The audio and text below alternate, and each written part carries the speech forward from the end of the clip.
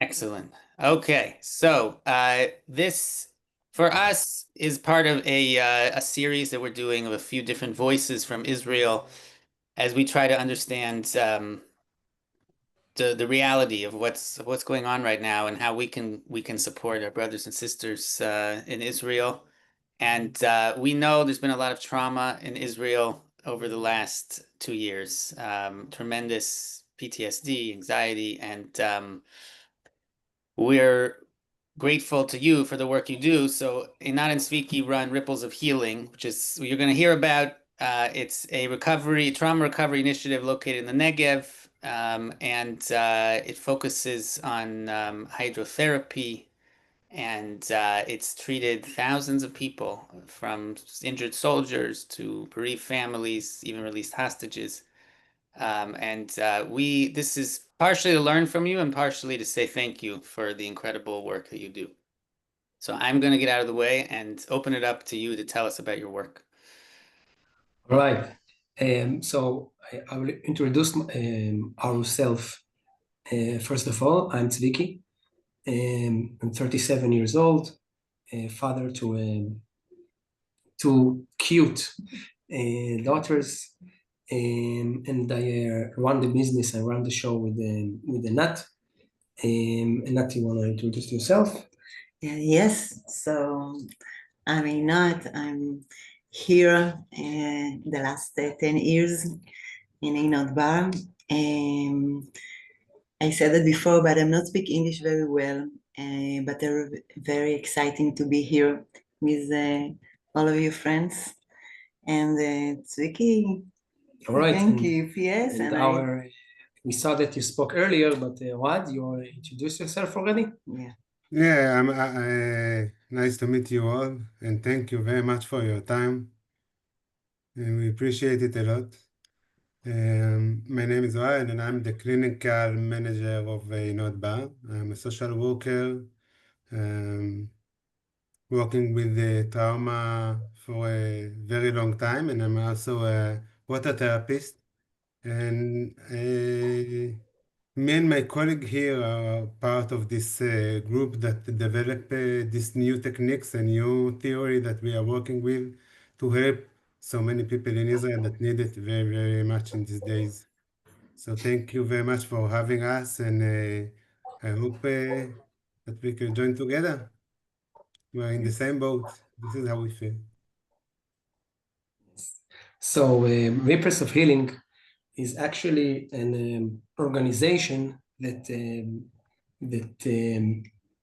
founded 10 years ago, actually exactly 10 years ago, right?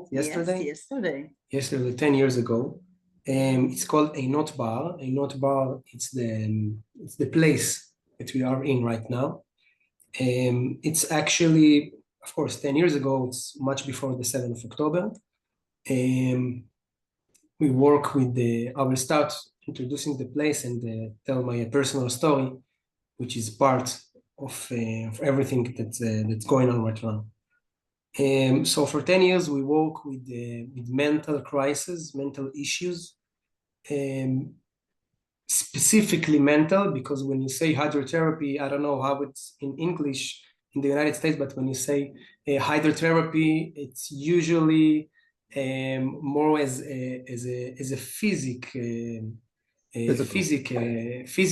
therapy. We work with the mind. We work with the soul.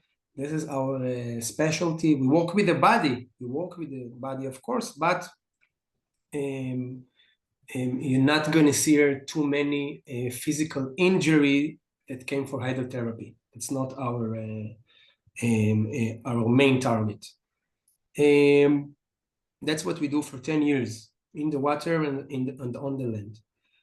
So I'm Tzviki, as I said before. My personal story that I was injured during a military operation 10 years ago. No, more, 15 years ago, when I was in the army. I was shot in my head. The physical injury was not that bad, actually. But 2 or 3 years later, the mental injury, so what we can call post-traumatic case was much worse. I try to remember, even then, nothing really helped me. I thought myself, I can't really get my life back.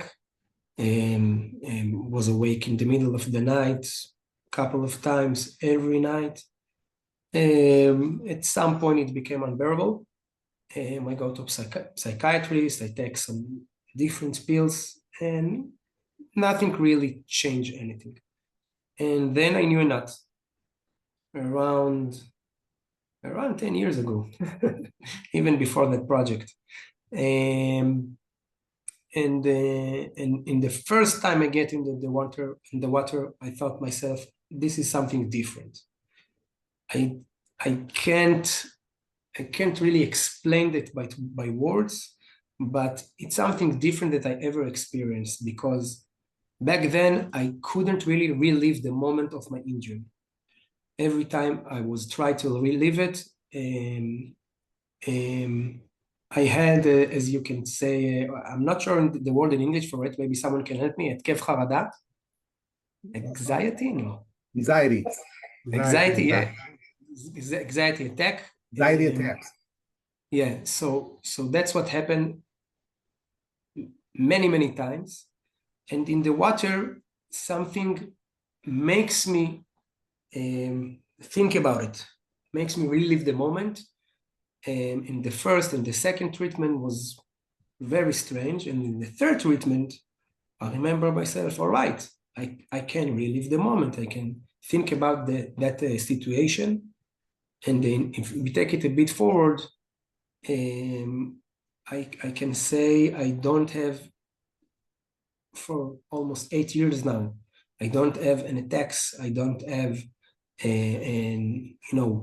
worst nightmare in the night. I don't have a shivering when I think about it, when I talk people and explaining about it. And it's just like a memory. It was always be a big memory for me, but it's just a memory. It's not changing something in my daily life. And we knew then if it helped me, maybe it can help another who needed it. And then came the 7th of October, and change everything. If I want to talk a bit numbers, till the 7th of October, there were 8,000 people recognized by the IDF and as a post-traumatic syndrome. And I think after 4 months, beginning of 24, the number was bigger than 40,000, which means double 5. And today we talk about more than 60. And that number will get growing and growing and growing. And just to make it clear, we're not talking about the people that on the edge. 60,000 people are now recognized at PTSD when they were before 8,000, before the 7th of October.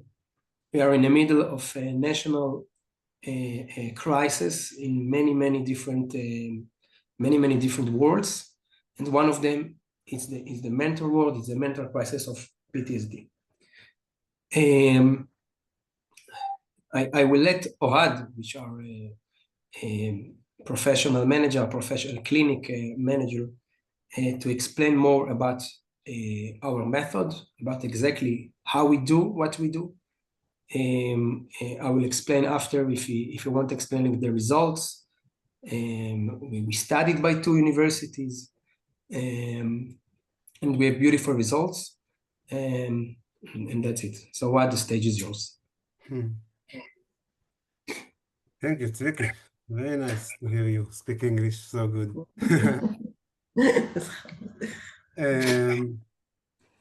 So I will start. I will also start with telling my story and my connection to the post-trauma. I will do it shortly, I hope. But my father was in Yom Kippur War. He had a very traumatic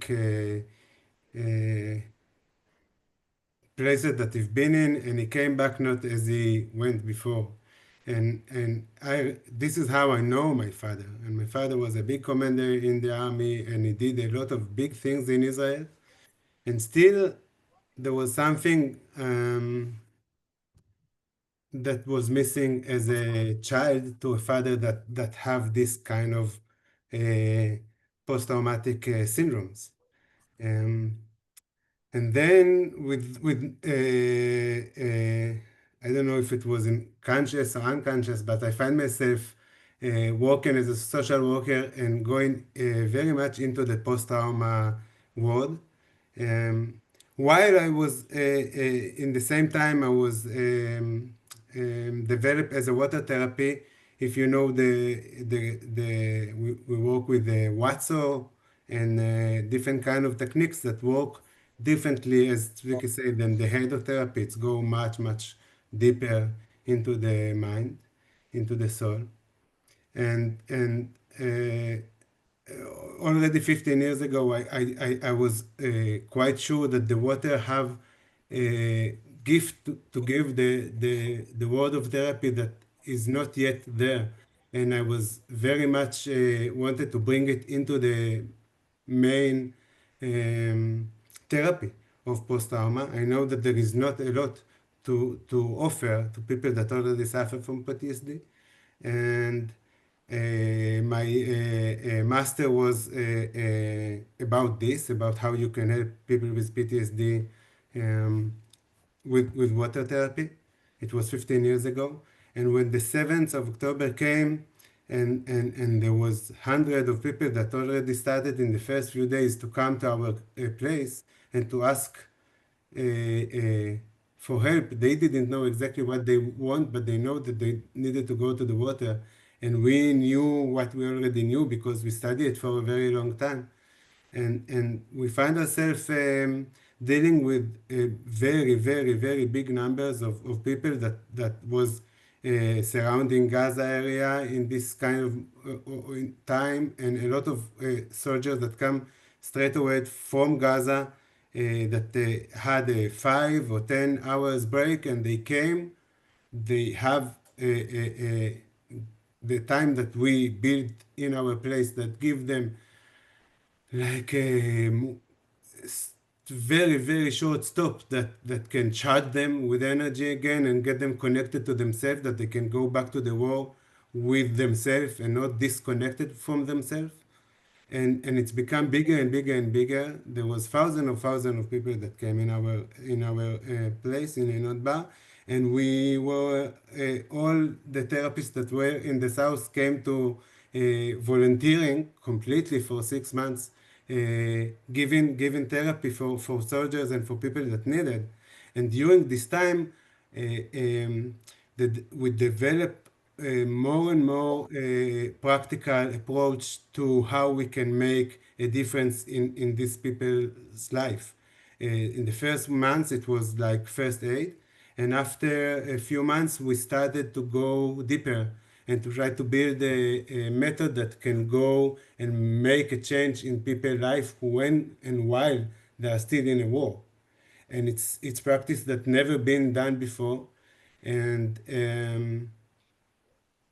we bring all our knowledge and all our good heart to this practice, and today it's become a place that work 5 6 days a week with groups that it's either people that already have PTSD full blown, or, and it's not less important, a lot of soldiers that they like, we call it healthy in Israel. They have no PTSD, but PTSD is a syndrome that you don't have to have it all to suffer from it. You can just not sleep at night, or just become very nervous, or just having panic attacks from time to time, or and there are so many people now in Israel that have this middle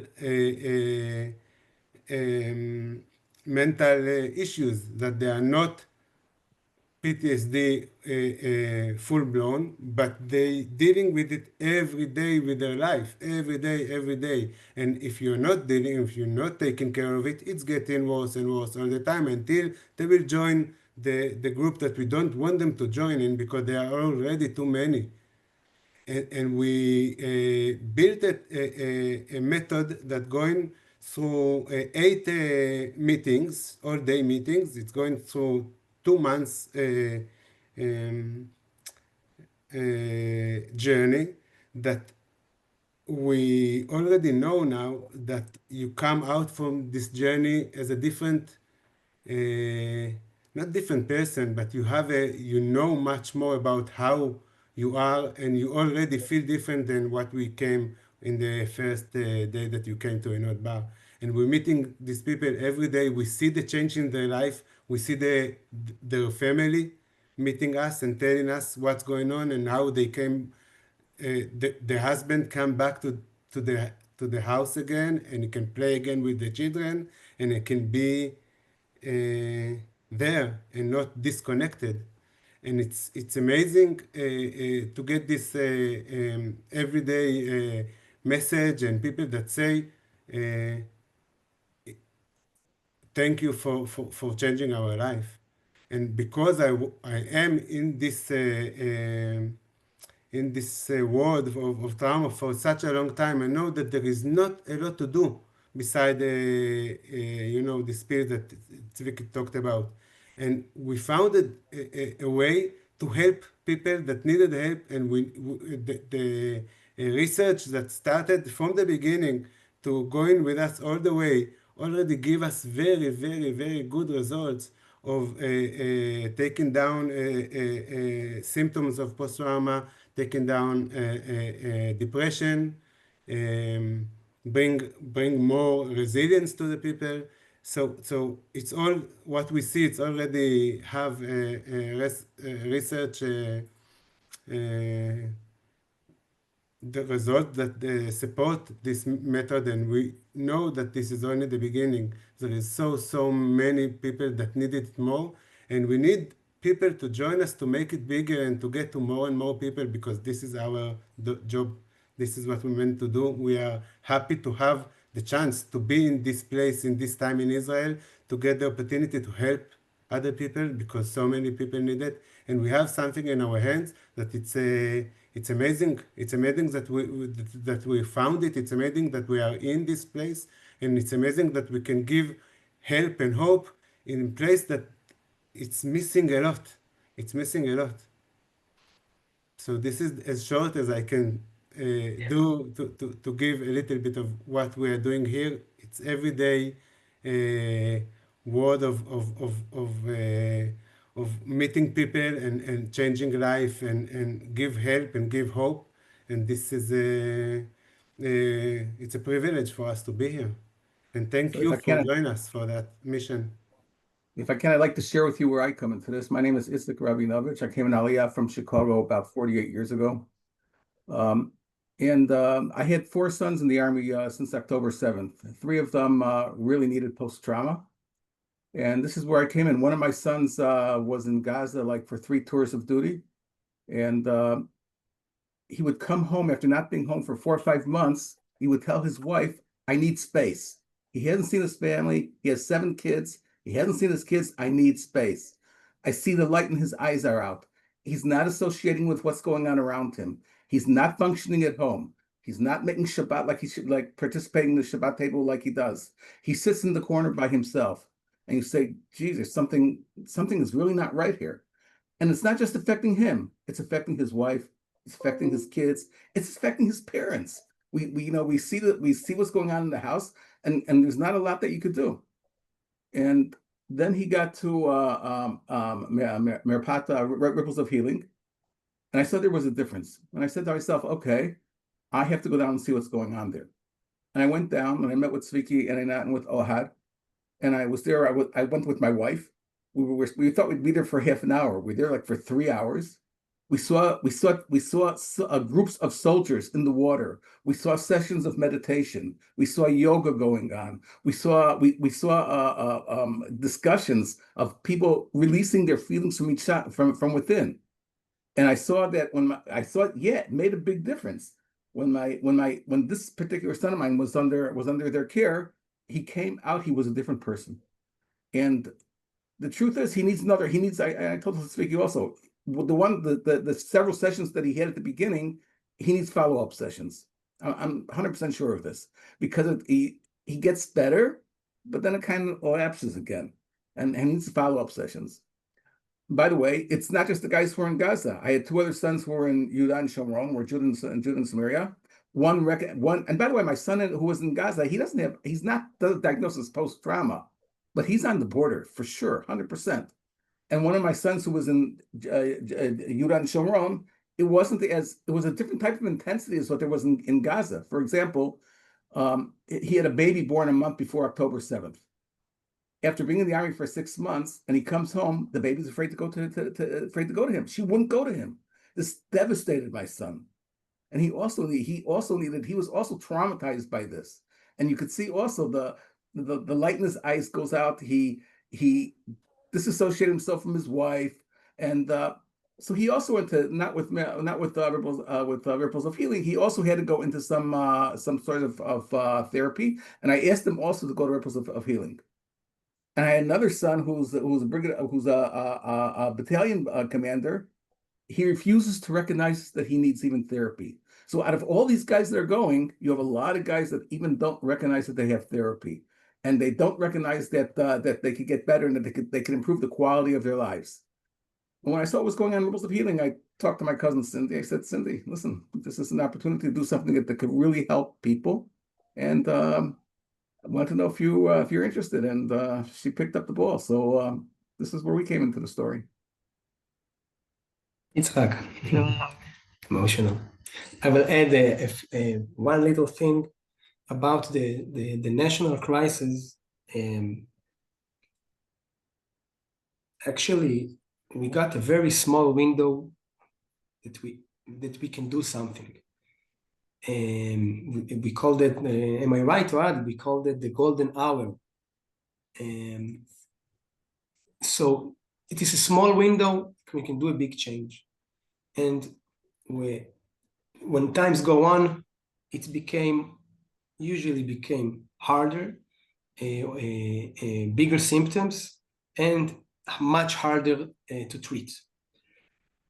And it's problematic because post-traumatic injury or mental injury is usually invisible. You can see someone who broke his leg, you can see it, but you cannot see, if you don't really look, you cannot see a post-traumatic PTSD soldier, something like that. And usually, or let's say in a lot of cases, the soldiers or the civilians himself doesn't know that he has PTSD. Or maybe he knows and he a bit too shy to talk about it.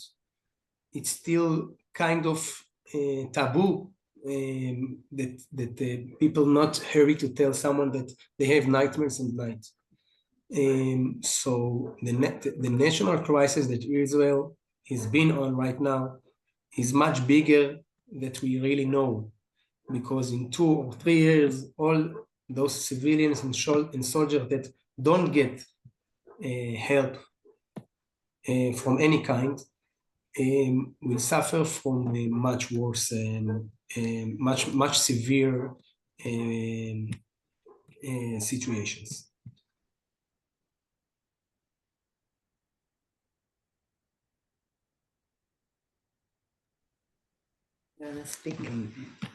Amazing. Thank you all. Do you want to share anything else, or do you want to pause and have some questions? We will be gladly to answer any question that you guys had.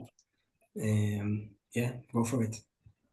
I'll just, Rav Hody, if it's okay, if I share one thing. Please. I got involved with these wonderful people. I was in Israel in March of 23, and I remember coming home and telling people, everybody's in shock. It was 6 months after. David and I have over 200 family members in Israel, and they're across the spectrum of secular to Haredi, and all across geographical and all across politically. We're a whole diverse group. And I get to see a lot of them every time I go. And in March of 2023, it was about people were in shock and people were united. We're going to fight these bastards, excuse me, and we're going to take care of this. And then I was just there last month for, unfortunately, for a cousin Shiva in the Golan, but I also got to see a lot of family. And every single conversation was about mental health. Both civilians, soldiers, hostage families, Gaza envelope, we have family in Sderot. Every single conversation had an aspect of mental health to it. And that's how I got fortunate enough to get involved with Zviki and Anat. So I just wanted to share that personal experience and then open it up for any questions. Thank you, Cindy. Thank you for sharing that, and thank you for connecting us to this wonderful initiative. I would love just to follow up on that piece to start us off. I'm just curious if you feel like this trauma, that's the trauma of the war, do you see it pervading the society beyond just the people who have actually served or been directly affected? But you know, the whole country's been through rockets and craziness, and everyone knows people who've been affected. So how do you see that happening, and how does the society address it? Does the whole country need to be at Einot Bar?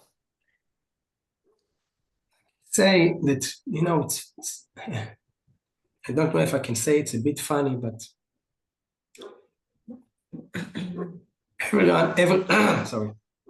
everyone who's been in Israel a while, alarm, it became daily. You know, it's strange, but it became something that we kind of get used to, but we then didn't really get used to. We are all in kind of trauma from that alarm or from those missiles. It's not something natural that human beings should be in to think maybe missiles gonna hit me. So I feel like it's not just the soldiers, it's not just the civilians who have been in the 7th of October from you know, at exactly there at the 7th of October. It's not have to be, when you talk about soldiers, it's not have to be soldiers who served in the war zone.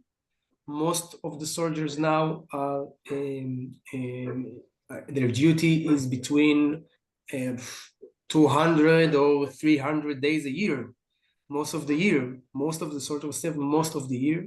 People with families, with kids and wives, and that's not natural to itself. And yes, I feel it everywhere. I feel it with my children, with my daughters. I feel it with my neighbors. I feel it with my parents, with my grandparents. It's all around us in some levels, but it's all around us. If I I could, want to bring a little bit optimistic side of this issue, because it's a heavy issue, and it is what it is.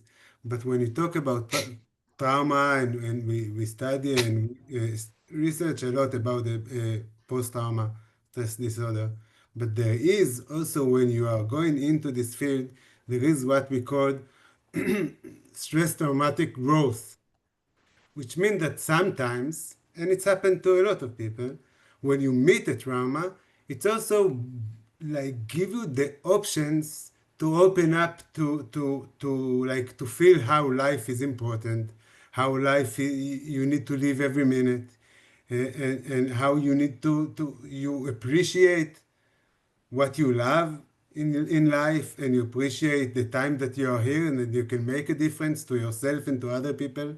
So post-traumatic can go either way.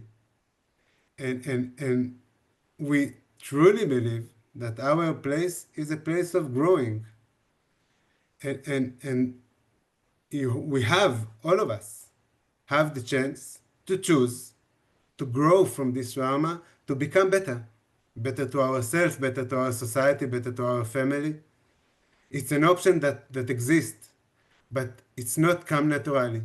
It's not like you do nothing and it's become. Some lucky people like this, but most of the people have to do a process with the pain that they suffer from, with the very bad issues that they met in this time, and to find this way to grow from this pain to a new, better life.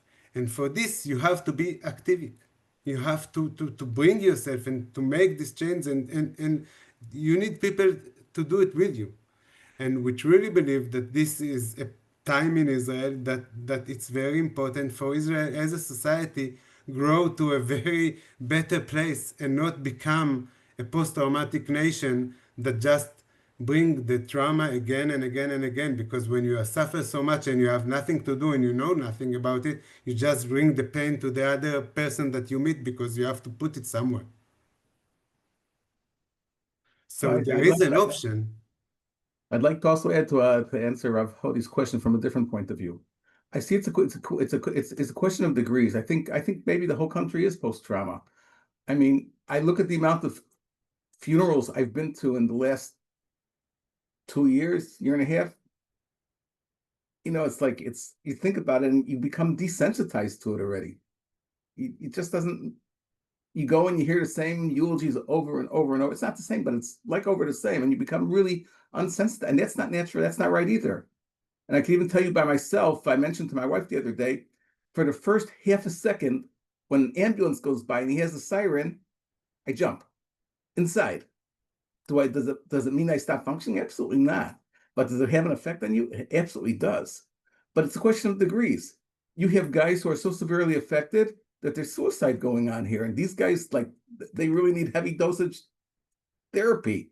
You have guys who have been diagnosed with post-trauma, and it's not just one guy. It could be like a group of guys, like a whole platoon. And you have guys who haven't been diagnosed with it, but their lives are not normal and they need the therapy. And Ripples of Healing is only one place. It's only like, they can only take so many people and can't put the whole country inside Ripples of Healing. It's just not going to work. But I think that the people who really, really need it, who are really at the higher degrees, the guys, guys like some of my sons who served, guys who have been diagnosed with post-trauma, people who lived in the Gaza envelope who are really suffering and really hurting some of these people. These are the people we have to get to. And maybe that's why I went to volunteer and help Tzviki and Einat, because maybe that's my therapy. Just, you have to do. You just can't sit. This isn't the time to sit and not do. This is, as we say, Sheva al Taseh. This is not the time for that. We need to get up and we have to do, and we have to help as many people as we can. Is it okay if I ask a couple questions? Please. Okay. My name is Manya. I'm here in Skokie. Rav Hodi is one of my rabbis. I've been a psychotherapist. I only talk, unfortunately, for almost 20 years, but I think we're learning so much in the field about the importance of the body, right? Hydrotherapy is not something I'm very familiar with, but EMDR and all these different things that bring the body into the work seem like they're really cutting edge and really important right now. So thank you for doing this. I had one observation that's very moving for me, which is that immediately after the war started, I got connected with a family that survived near Oz. And the first few pictures that they posted after they were in the resorts in Eilat were of them in pools. I'm assuming they were doing what you're talking about. It was just the 7 of them, I think, doing in pools, doing therapy. They posted like, this is our therapy. So I think it's really moving. And I wanted to ask 2 questions. The first one is that we talk about post-traumatic stress disorder, it's PTSD, whatever, but it doesn't strike me that we're really post-trauma.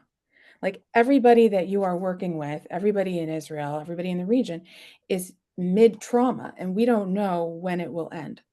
How does that affect the work that you do? How do you talk to your patients, or I don't know what you call it, patients, clients, about like, it's going to keep happening. The war might intensify.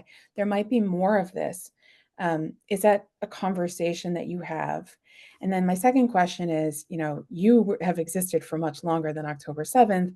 There were people who needed this badly before October 7th. Do you find that they feel like they should get to the back of the line? Are there people who need this who are saying, well, other people need this more, so I don't want to take up your time? Because I would imagine that might happen. Wow, very, very, very good questions.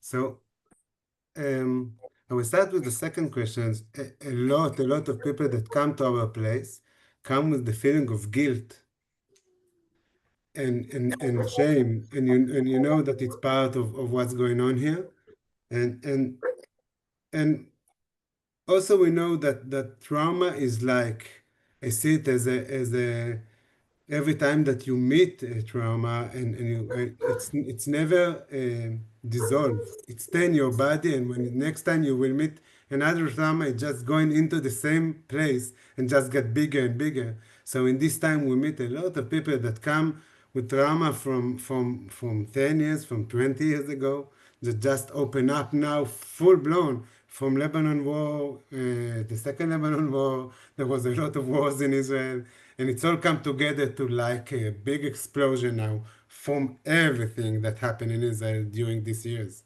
So everybody is involved now, and I'm talking, as I said, from my personal story about my father, that it was 50 years ago, his trauma was happening, and he lived it all the time. It's part of his life. So if you are not taking care of it, it's stay alive all the time. And if you were managed to work with it until the 7th of October, a lot of time the 7th of October opened the wound and it's become all out. And then it's now it's time. It's time to try to make a difference. The first question was also very interesting. Can you remind me the first Yeah, question? just like that it's not, then we're not really post-trauma. It's Yeah, just yeah, yeah. mid-trauma with no Yeah, clear end. it's amazing. So there is a term that we call the ongoing trauma, Mm. that you are, and because I work in Sderot for a very long time, so unfortunately we know this term from before 7th of October, but now it's much more severe, especially for the soldiers that need to come back to the war every few months. And then it's what we are trying to do. It's to help them to find a way that they can function in this crazy unnormal life of moving from a place to place, from a life to a war, from a war to kids, to read a book before sleep to the kids, and a few hours later to shoot people while they are shooting on you.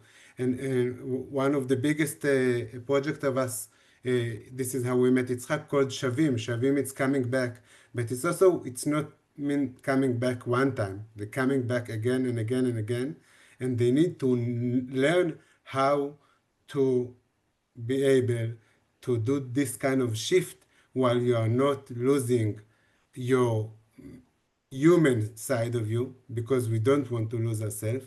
And if they call you, you can control it with your mental health issue, with mental tools that we give them, that they can go back to soldiers and need to disconnect to be a soldier. Sometimes you cannot be with all the emotions out when you are shooting other people, but you have to learn how to do this kind of moves and not ignore part of you, because a lot of people, what they choose to do, I don't know if choose is the right word, but they choose not to come back to the human again because they know they have a military in another few months, so they stay disconnect. And then the life that they used to live in are not theirs anymore. They disconnect all the time. And this is what we are fighting for. So there is an options to do it. You have to work very hard to learn how to practice, how to control. And the body, it's the biggest tool that you can have, but you need to learn this language and to see what's going on in your body in every different aspect of you.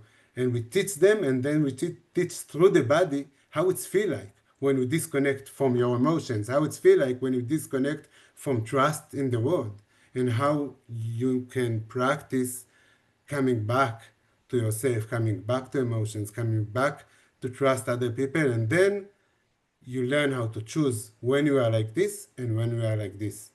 So this Have is you what ever we're thought, trying to do. thank you. So have you ever thought about how this might work for kids who are going into the army? Not trauma, but fear, right? Like they haven't been through it yet, but they're 18, 19, 20, and they're going into it. Can this be helpful for people who are facing deep anxiety about their military service? Absolutely, absolutely, absolutely. And still sometimes they need to go through the process of becoming a soldier and to understand what does it mean. And then you start to learn how to do these moves. And it's going more and more into the soldiers, into the military, into the combat units that fighting every day. It's become stronger and stronger in Israel because it's necessary. Because even the IDF need the soldiers to be able to fight. And if you lose your soldiers like this, you will not have enough. It's already a problem. So By the way, everybody knew that. I can Thank tell you you. that Thank my you. son's units, before they went after October 7th happened, they didn't run into Gaza, but they used the first few weeks to prepare them for trauma. Not just training, but preparing them for trauma. And whenever they finished the tour of duty, all of my kids' units, they took them for 3 days to like a resort to detox. I don't know, to debrief. And I guess this helps, but in some cases it's just not enough. It's not enough. You need to, you need to walk through the body. And this is what Yes, was I, missing through these years. And this is what make the change, and the water make the big, big, big, big change. You know, you can asked, say that go ahead. I can say that, that I will talk now not as part of a Ripples of Healing, but as a combat soldiers who still serving. The mental care, the mental therapy that the IDF provide is usually have as many how do I say this, is lack, has a lot of missing things in it. Everything can be helpful and everything can be better than nothing, but not enough. Usually it's not enough. I remember this is my story, I brought all my units, 250 soldiers, here to Einot Bar after our war processing were a conversation with our commander, which is great, and we love him, but it's not enough. And then they came here, and the comments were amazing, and then they knew, but there are so many soldiers that doesn't, and it doesn't. It's not. I'm not saying like everybody have to come to Ripples of Healings to make the change, but what the IDF can give at the moment is just not enough. By the way, I'm not putting any blame. Everyone is focusing right now in winning the war, and it's okay. I understand it. But what's happening right now, in my point of view, is not enough. Maybe we'll take a couple more questions before we wrap up. Anybody have an additional question? Ariel? Thank you so much for sharing all of this. Just to be able to find hope in these ways is really powerful, and what you're able to provide for people is life-changing, life-saving. I noticed as you were talking so much, you referenced so many times like doing this as a group, doing this with other people, and like we know, you know, connection to other people can be tremendously healing, and you know, immersing in water, doing things with the body can be tremendously healing. So like the two of them together just feels like wow to me. I'm wondering if you can share just an example of a session that you would do, like what actually a session looks like with people, and whether you do individual sessions also, or whether it's by design always in groups. And just I know that's a big question, but really anything you're able to share just to give us a little picture would be helpful. Thank you. Yes. I will let Oad answer that question because I know he want to answer it, but I will say he just mentioned in my opinion, the biggest thing here, which is everything happen in groups. Yeah. And it's so big. I think this is a life-changing detail you just mentioned, which is happening in groups. I can say a small story of group of soldiers who came here as a group. The day start when they laughing about their commander who fallen 2 or 3 days before, and 2 hours later, all of them are crying in the pool. So this is something that happened in groups. And I will let Oad explain and tell everything.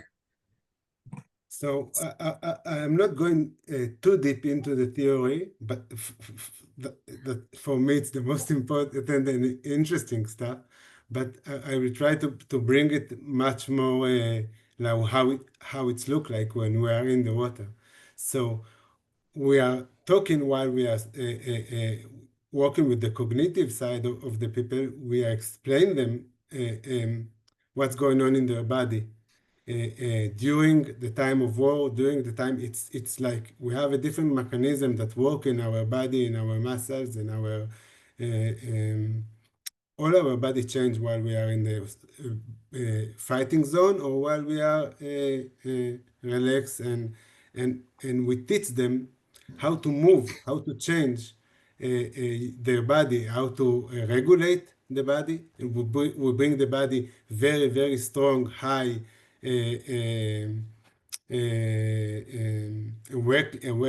awareness, and then they need to learn how to regulate themselves during in the water together with breathing and with the water, and then bring it up and bring it down and bring it up and bring it down until you learn how to control your body while you are in a very high risk, or the body is most of the time working spontaneously. It's not up to you, but when you learn how to do it, you can change how to do it.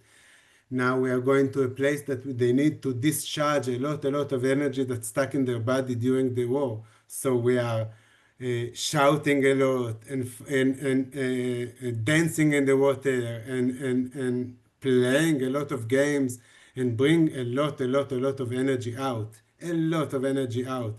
It seems very, very funny, and it is funny. And we bring the happiness also into the body while we are playing and shouting and hitting the water and bringing the energy out. After you can bring a lot of energy out, you can meet the silence that's going on under it, the peaceful places that you are missing so much. And then we are going into these quiet places of just floating in the water. Sometimes they holding each other, sometimes just floating by themselves. They bring we have a session that we work with emotions, because it's one of the biggest problems that you disconnect with the emotion.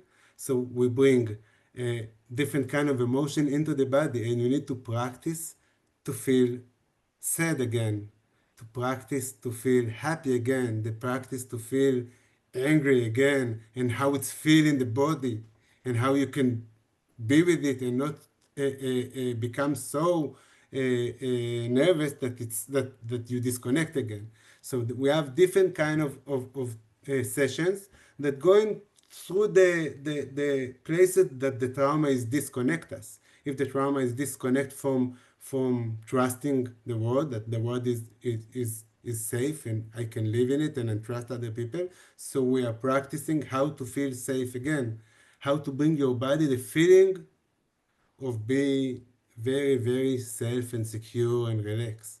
And then you remind yourself how it's feel like. And then we go with the emotion. Then we go to practice. It's going different kind of techniques.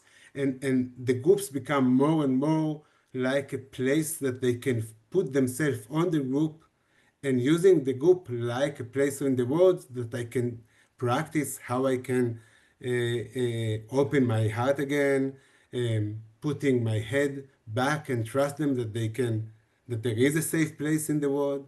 So the group is it's the most important tool, and the water, it's like we call it.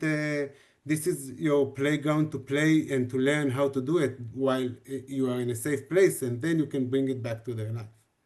So, but it's a funny place. It's a lot of good energy. It's a lot of games. It's a lot of laughter and a lot of crying.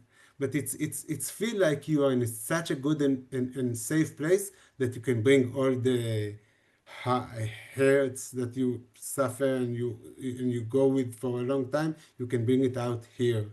You can you can give a place for that for everything to go out, and then there is a place for new things to come back to your body again. So this is as short as I can get, but it's amazing, amazing, amazing tool. And I say thank you to the water every day that I'm there with the group, because it's like bring you different dimension that you can do different stuff. It's not like here. It's amazing. And maybe I will share, I don't know if last, but a short story about one of our leaders in the water, that he is from Kibbutz Be'eri, and he was with his family, with his children in the house while the Hamas people and the Nochbot went into the kibbutz. They burned his house while they were inside. They tried to open the door. They tried to kill them. Very, very, very luckily that they survived. They managed to jump out of the window the last minute before they died. And I knew this guy before, and I know that he's a water therapy. And we called him like 2 or 3 months after the 7th of October, and he was locked in his room in the hotel in Yam HaMelech in the Dead Sea. And he said, I'm not going out. And we said, okay, just come to visit us, just come to be with us in the water. You know what the water is. And in the same day that he decided that he come to the water, he was with us, with other soldiers that came from Gaza. And the minute that I saw him holding a soldier in his hands, and I saw his face, I saw the light coming back to his eyes, I saw a smile coming back to his face, and he's coming back, he just become again the person that I know before. And since then he with us, and now he's leading groups of soldiers that fighting this war that he fighted few months before. It's amazing to see how big change water can give us. It just sometimes feels not real, but it is. Wow. Maybe we'll pause there. This was really incredible. And I just want to say thank you on behalf of all of us to you, Ohad, for what you've shared, and to Tzviki and Einat for all that you do. Thank you also to Yitzchak for sharing your perspective, and to Cindy for this incredible connection. ואנחנו ממש אסירי תודה לכם על כל מה שאתם עושים, וגם שלקחת את הזמן לדבר איתנו. We're just so grateful that you found the time to talk to us, and for the amazing healing work that you're doing. And may we know a society at peace as a country, but also in here and in here. Thank you. And yeah. you'll hear more about this in the coming days, but come meet Tzviki and Einat at my house on September 11th. David and I are holding an event in memory of my dad and of David's parents. And they're coming in to speak to a lot of our friends and family. So please come join us. I'll be sending out links about it. Thanks for being here today. Guys, thank you very, very, very much for spending this time with us. We appreciate it so much. It's feel like we're fighting the fight. It's a big fight, and when we're getting bigger and the family getting stronger, it's make the difference to win this fight. And the fight is our it's fight on our soul, on our the goodness of the world. So it's amazing that you are with us in this fight. Laila Tov. Thank you. Laila Tov. We are with Thank you. you. Take care. Be well. And Thank you very much. Yes, and reach out to Cindy if you want to get involved. תודה רבה. לילה טוב. לילה טוב. Thank you, guys. Thank you so much. Bye bye. Thank you.